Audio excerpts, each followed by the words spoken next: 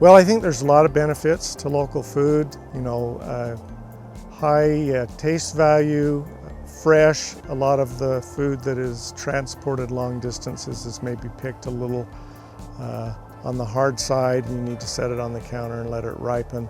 So, freshness, taste, high nutrition.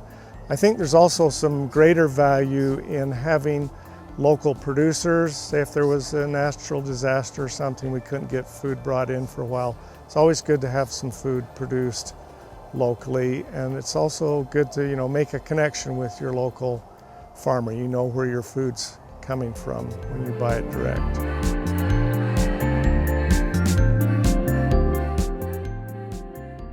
I'm not sure there's any real legal definitions, but in one of the federal farm bills, they said local food for their purposes was within 400 miles or within the state. There's other definitions that it's produced within the county. So it's a term that's loosely used and could have different meaning, but I think those are some good starting points.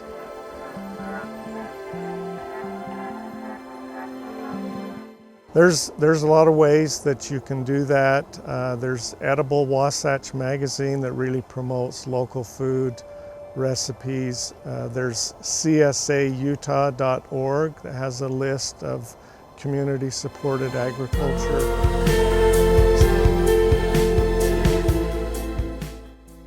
It's a concept where the consumer buys a share of a farm's products for the year. And so it may be several $100s, but then you will get whatever is ripe on that farm.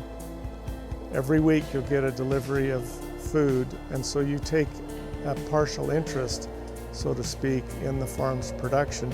You also assume some of the risk of production with the farmer.